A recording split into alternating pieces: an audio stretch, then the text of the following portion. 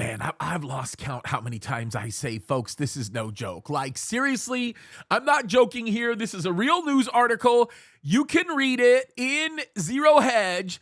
And the title of the article is pretty unbelievable. You would think it would be unbelievable right before election season, but here it is. People are now resorting to microloans to afford groceries and gas. Let me read the first couple of paragraphs. And yes, this does have prophetic implications because this problem is going to go worldwide. Okay, so it says this. It says, 2 months ago, President Biden read off a teleprompter, I've built a strong economy with a strong job market.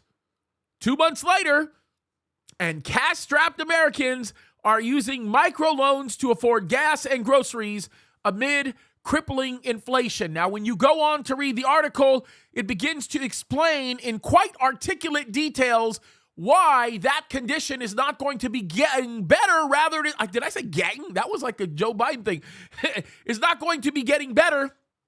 Rather, it's going to be getting worse, folks.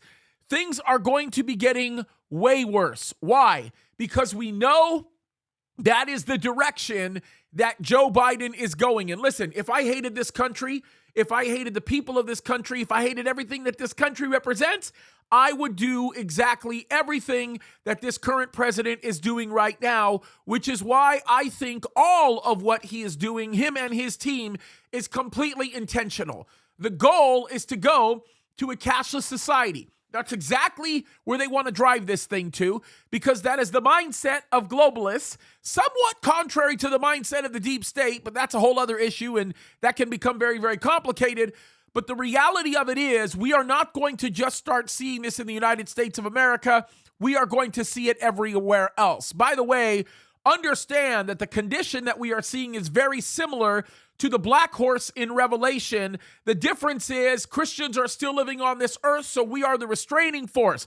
But it says it right there in Revelation that for a day's wage, you might be able to buy a loaf of bread. And that's a direction we're going in, folks. People are having to take out microloans in order to be able to buy their groceries or to go to work. We talked to a dear sister, broke our heart to hear this the other day, who told us that she quit working because it was cheaper to quit working, because her whole paycheck was going to paying for the gas to get her to work. That is the result of people when they choose to rebel against God in government.